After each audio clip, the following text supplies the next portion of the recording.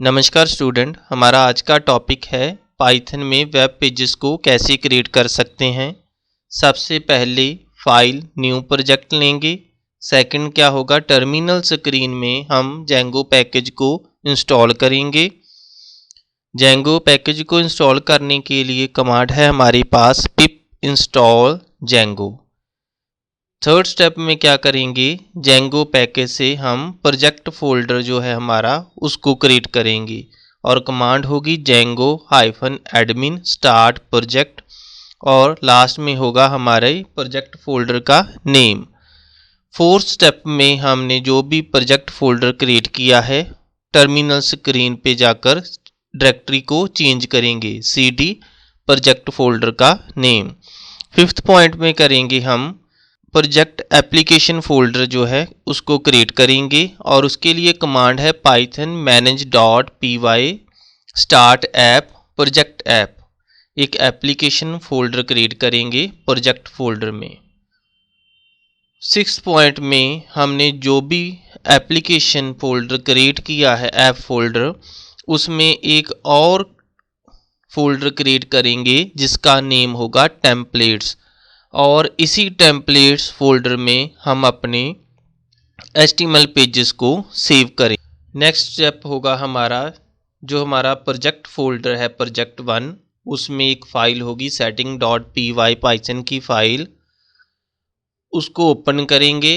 जो ओपन करने के बाद उसकी इंस्टॉल्ड ऐप में हम अपने ऐप फोल्डर को ऐड कर देंगे और हमारे ऐप फोल्डर का नेम है प्रोजेक्ट ऐप।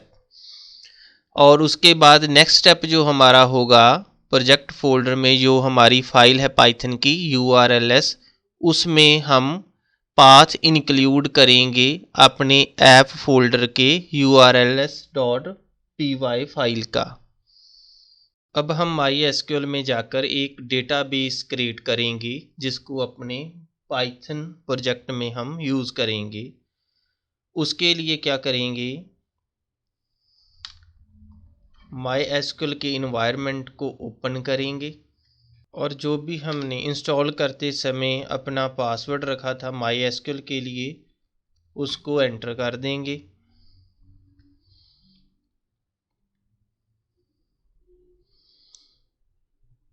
डेटाबेस को क्रिएट करने के लिए हमारे पास कमांड है क्रिएट डेटाबेस और नेक्स्ट क्या होगा, डेटाबेस का नेम हम रखेंगे DB स्टूडेंट और एग्जीक्यूट कर देंगे।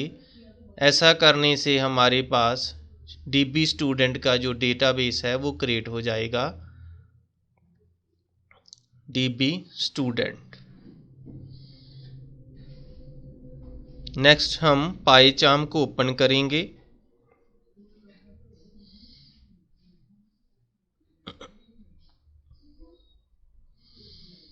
फाइल और न्यू प्रोजेक्ट को लेंगे, क्रिएट कर देंगे दिस विंडो। टर्मिनल स्क्रीन पे जाकर सबसे पहले हम जेंगो पैकेज को इंस्टॉल करेंगे। जेंगो पैकेज को इंस्टॉल करने के लिए हमारे पास कमांड थी पिप इंस्टॉल जेंगो। जेंगो इंस्टॉल होने के बाद नेक्स्ट स्टेप होगा प्रोजेक्ट फोल्डर को क्रिएट करने के लिए और उसको क्रिएट करने के लिए हमारे पास कमांड है जेंगो एडमिन स्टार्ट प्रोजेक्ट। जो भी आप प्रोजेक्ट का नेम रखना चाहते हो, जैसे मैं प्रोजेक्ट 1 रख देता हूँ, एंटर कर देंगे। नेक्स्ट स्टेप होगा डायरेक्टरी को चेंज करने के लिए cd प्रोजेक्ट 1, क्योंकि हमने क्या करना है एक ऐप फोल्डर क्रिएट करना है प्रोजेक्ट 1 फोल्डर में। सो हम क्या करेंगे, डायरेक्टरी को चेंज कर देंगे और cd जो हमारा है cd प्रोजेक्ट 1 और जहां हमारी डायरेक्टरी चेंज हो गई। नेक्स्ट हम करेंगे ऐप फोल्डर को क्रिएट करने के लिए कमांड है python manage.py स्टार्ट ऐप और ऐप फोल्डर का नेम होगा प्रोजेक्ट ऐप।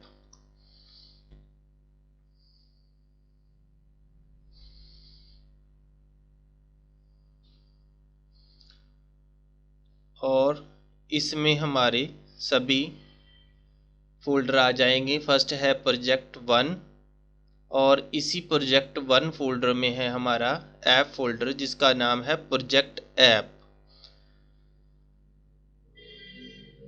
और जो हमारा फर्स्ट स्टेप होगा उसमें क्या करेंगे, setting.py फाइल में हम अपने डेटाबेस के पाथ को सेट करेंगे। और उसको सेट करने के लिए हम क्या करेंगे, जो हमारा हेडिंग है डेटाबेसेस, इसी में हम अपने डेटाबेस का नेम, यूज़र आईडी और पासवर्ड को लिखेंगे। MySQL के सिंटैक्स को देखने के लिए ऊपर लिंक है हमारे पास, कंट्रोल और लेफ़्ट क्लिक करेंगे तो ये ब्राउज़र में ओपन हो जाएगा और उसी कोड को हम कॉपी कर लेंगे।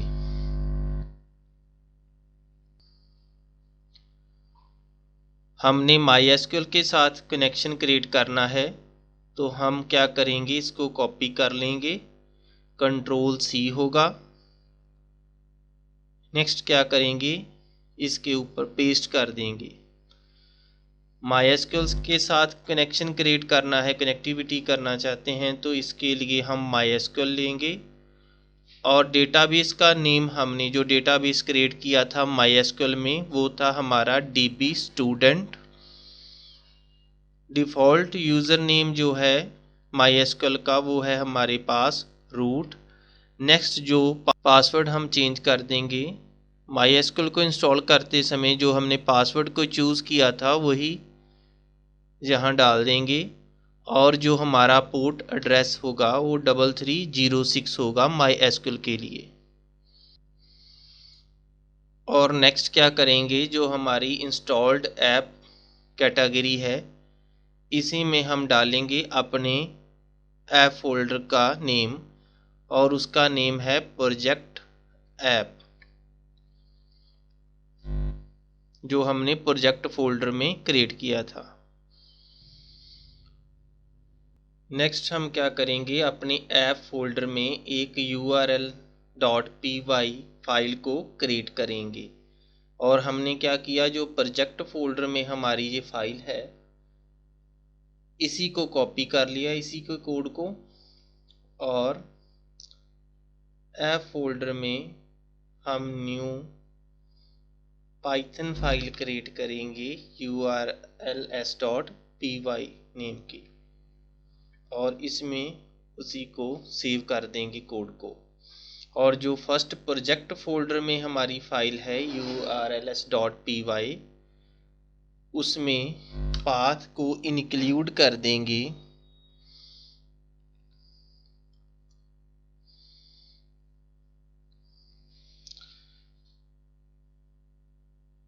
इंक्लूड पाथ होगा हमारा जो हमारी ऐप फोल्डर का नेम है प्रोजेक्ट ऐप डॉट, उसमें जो हमने फाइल क्रिएट की है urls डॉट, और इसको इंक्लूड को भी हम क्या करेंगे, इंपोर्ट कर देंगे।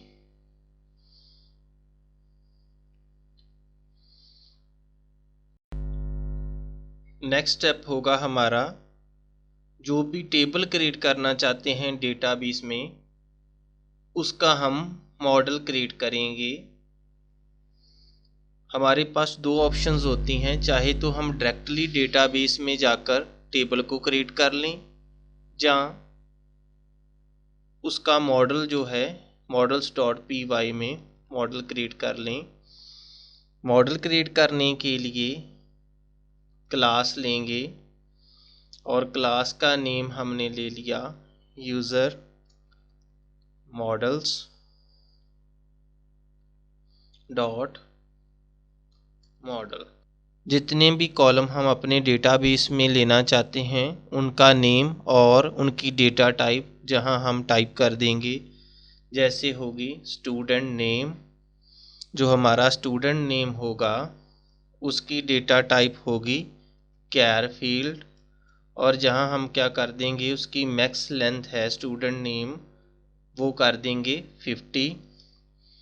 नेक्स्ट होगा स्टूडेंट का एड्रेस, और एड्रेस को भी हम क्या करेंगे, कैर फील्ड में लेंगे।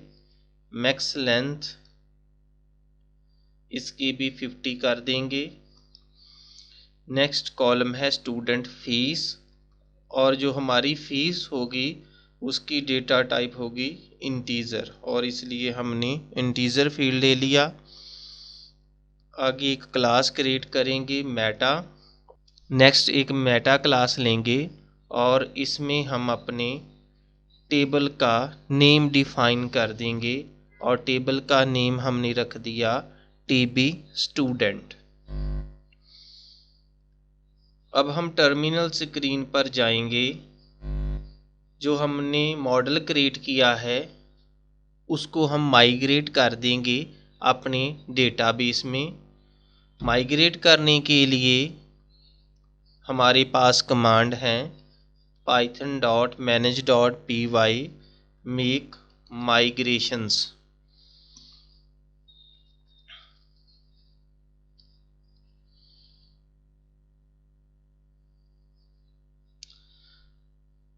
हमने अपने प्रोजेक्ट में MySQL क्लाइंट पैकेज को इंस्टॉल नहीं किया। सबसे पहले इसको इंस्टॉल कर लेते हैं, पिप इंस्टॉल MySQL क्लाइंट।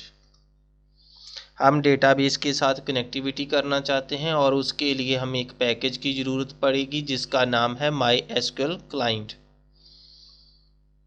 अब हम दोबारा कमांड को एग्जीक्यूट करेंगे जो थी हमारी मेक माइग्रेशंस, और हमारा मॉडल जो है क्रिएट हो गया। नेक्स्ट हम उसको एग्जीक्यूट करने के लिए कमांड यूज़ करेंगे python manage.py माइग्रेट कमांड,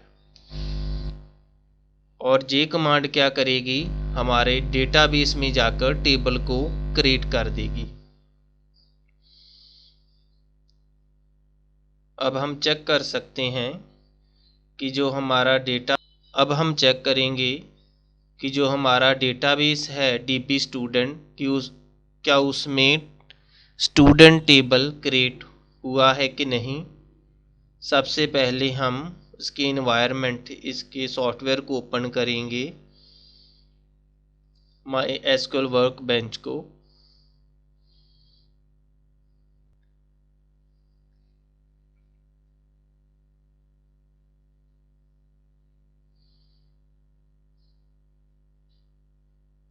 हमारा डेटाबेस था डीबी स्टूडेंट। रिफ्रेश कर देते हैं इसको,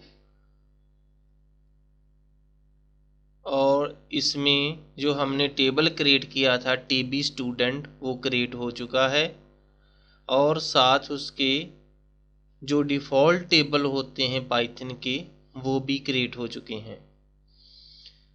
जो हमने टेबल स्टूडेंट क्रिएट किया था, हमने तो सिर्फ स्टूडेंट नेम, एड्रेस और फीस थी, लेकिन पाइथन क्या करता है, बाय डिफ़ॉल्ट एक आईडी कॉलम को क्रिएट करता है। नेक्स्ट हम अपने टीबी स्टूडेंट टेबल में रिकॉर्ड को एंटर करेंगे, और उसके लिए हमारे पास कमांड है dbms की इंसर्ट इनटू।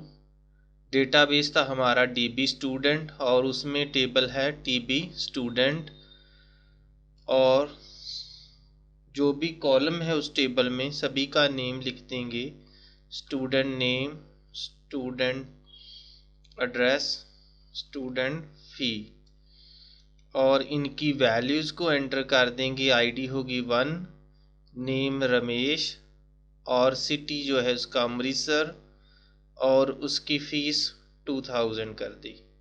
अब इसको एग्जीक्यूट कर देंगे और ये हमारा रिकॉर्ड सेव हो गया। अब इसकी वैल्यू को चेंज कर देंगे, आईडी होगी 2, नेम जो है रमेश वो हो जाएगा सुरेश। इसको दोबारा एग्जीक्यूट कर देंगे, एक रिकॉर्ड और डाल देते हैं 3, और नेम हमारा होगा अमित, और जो हमारा सिटी है उसका एड्रेस जो डालना है वो हम डाल देंगे तरन तारण। और इसको एग्जीक्यूट कर देंगे। ये 3 रिकॉर्ड हमारे टेबल में सेव हो गए हैं। इनको देखने के लिए हम सेलेक्ट स्टार कमांड यूज़ करेंगे। Select star from dB database तो हमारा डीबी स्टूडेंट और उसमें टेबल है टीबी स्टूडेंट। और ये जो हमने रिकॉर्ड सेव किए थे रमेश, सुरेश और अमित, ये डिस्प्ले हो गए हैं। अब क्या करेंगे, पाइथन में MySQL के साथ कनेक्टिविटी करेंगे और जो रिकॉर्ड हमारे टेबल में हमने जहां सेव किए हैं उनको हम अपने वेब पेज में डिस्प्ले कर देंगे। अब हम एक और फाइल पाइथन की अपने प्रोजेक्ट ऐप डायरेक्टरी में क्रिएट करेंगे। उसका नेम होगा forms.py और इसमें क्या करेंगे, जो हमने मॉडल को क्रिएट किया है उसके फील्ड को एक्सेस करेंगे। सबसे पहले हम क्या करेंगे, django.forms इंपोर्ट मॉडल्स को इंपोर्ट करें और सेकंड हम इंपोर्ट करेंगे django इंपोर्ट फॉर्म्स। थर्ड जो है हमारा वो होगा form from dot models import और उसमें मॉडल क्रिएट किया था मॉडल्स में यूज़र। न्यू क्लास क्रिएट करेंगे, इसका नेम रख दिया user form, forms dot model form.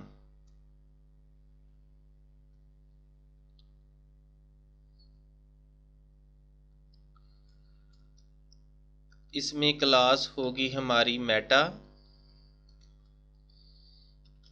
और उसमें हम मॉडल का नेम देंगे जो हमने रखा था यूज़र। जो मॉडल पेज था उसमें हमने क्लास की क्रिएट की थी यूज़र, मॉडल क्रिएट किया था और फॉर्म पेज में उसको हम असेस करेंगे। और इस मॉडल में जितने भी फील्ड्स हैं हमारे पास उन सभी को अगर असेस करना है तो हम $_ कर देंगे। ऐसा करने से सभी के सभी जो कॉलम हैं उस मॉडल में सभी को हम असेस कर सकते हैं। नेक्स्ट हम क्या करेंगे, एक टेम्पलेट डायरेक्टरी क्रिएट करेंगे प्रोजेक्ट ऐप फोल्डर में टेम्पलेट्स और इसमें हम अपना HTML का पेज क्रिएट करेंगे जिसका नेम हम रख देते हैं फर्स्ट। और एक हम व्यूज़ में फंक्शन क्रिएट करेंगे।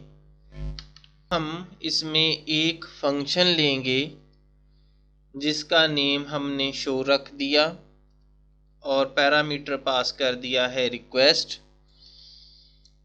और इसमें क्या करेंगे, यूज़र्स ऑब्जेक्ट में जो हमने मॉडल क्रिएट किया था यूज़र, उसके जितने भी कॉलम हैं ऑब्जेक्ट्स डॉट ऑल, ये सभी को कॉलम को असेस करेगा और रिटर्न कर देगा हमें return render request.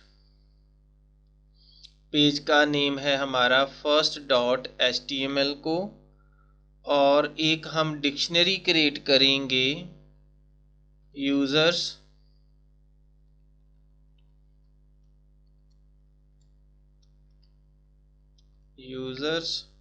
Colon users, जो हमने जहां ऑब्जेक्ट क्रिएट किया था वो वैल्यूज़ हम डिक्शनरी में पास कर देंगे। ये हमारा था return.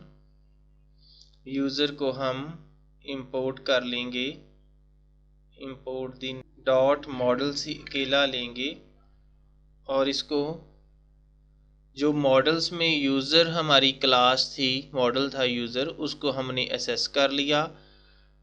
Users dot object dot all means जितने भी उसके कॉलम हैं वो हमने इस ऑब्जेक्ट यूजर्स में स्टोर कर लिए और इस यूज़र्स की वैल्यू को हम अपने HTML को सेंड करेंगे, HTML पेज को सेंड करेंगे।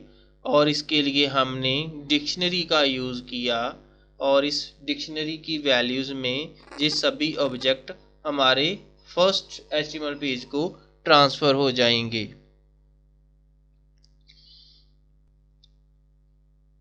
और इसके साथ क्या करेंगे, हम फंक्शन को कॉल करेंगे, जो हमारा फंक्शन है जिसका नेम हमने रख दिया था शो,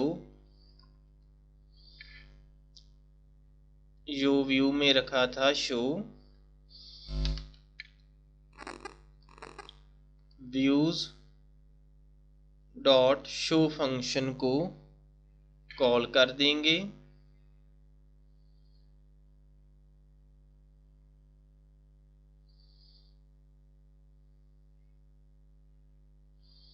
अब हम लास्ट पे कोडिंग करेंगे।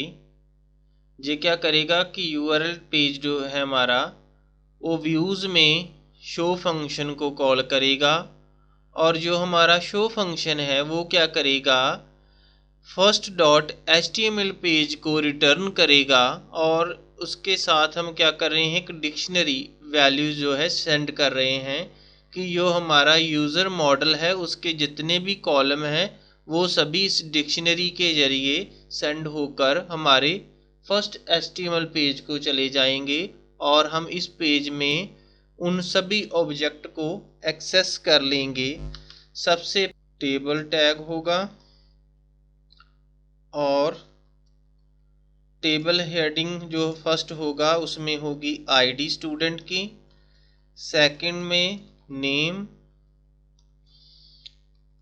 थर्ड में हम स्टूडेंट का एड्रेस प्रिंट कराएंगे और फोर्थ कॉलम जो होगा उसमें फीस होगी।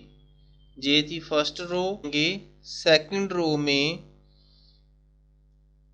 लूप को यूज़ करेंगे और जब भी हमने पाइथन के किसी ऑब्जेक्ट को अपने HTML पेज में एक्सेस करना है तो हम यूज़ करेंगे कर्ली ब्रेसेस और परसेंटेज साइन को, कि कंपाइलर को पता चल जाए कि ये पाइथन के ऑब्जेक्ट को HTML पेज में हम यूज़ कर रहे हैं।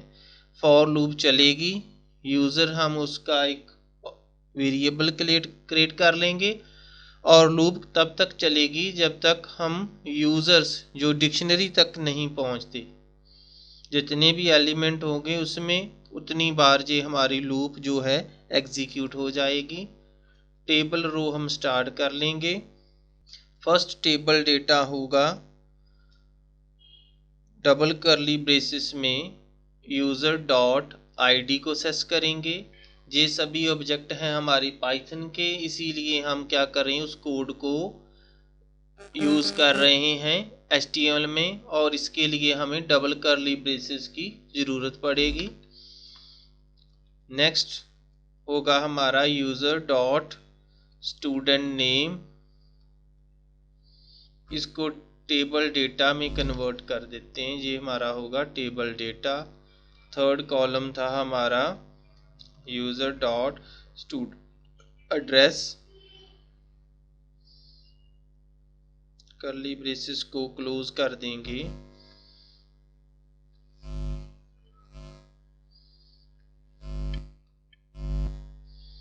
और लास्ट में है हमारा यूज़र डॉट स्टूडेंट फी।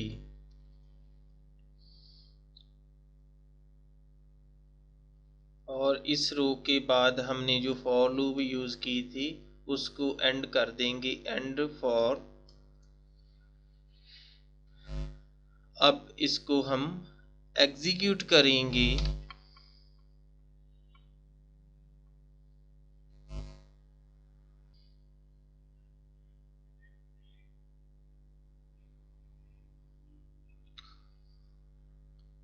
हमें थोड़ा सा इसको चेंज करना पड़ेगा। जो हम प्रोजेक्ट ऐप में व्यूज़ फाइल को एक्सेस कर रहे हैं, प्रोजेक्ट ऐप की जगह हम डॉट को करेंगे जी, क्योंकि करंट फाइल में ही सेव हैं। प्रोजेक्ट को एग्जीक्यूट करेंगे और इसके लिए हमारे पास कमांड है python manage.py रन सर्वर। इससे हमें एक आईपी एड्रेस मिल जाएगा जिसके ज़रिए हम ब्राउज़र पे अपने वेब पेज को डिस्प्ले कर सकते हैं, शो कर सकते हैं।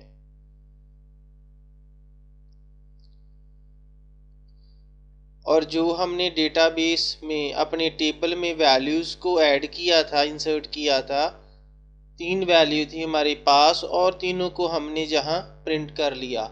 और ये हमारा पाइथन का प्रोग्राम था जिससे हमने डेटाबेस में एक तो टेबल क्रिएट किया है, मॉडल क्रिएट करने के बाद उसको एग्जीक्यूट किया था और ऐसा करने से डेटाबेस में एक टेबल क्रिएट हो गया था हमारा। और सेकंड क्या किया कि जो उस टेबल में वैल्यूज़ हैं, हमारे डेटाबेस के टेबल में जो वैल्यूज़ थी उनको हमने अपने पाइथन के वेब पेज में शो करवा दिया। ये नॉर्मल था हमारा, जिससे हमने क्या किया, डेटा को फेच कर दिया और पाइथन के वेब पेज में उसको शो कर दिया। नेक्स्ट वीडियो में हम क्या करेंगे, इसी टेबल में अपने वेब पेज को यूज़ करके डेटा को इंसर्ट करेंगे, अपडेट करेंगे और डेटा को डिलीट कर देंगे। 3 जो हमारे ऑपरेशंस पेंडिंग हैं वो नेक्स्ट वीडियो में हम करेंगे।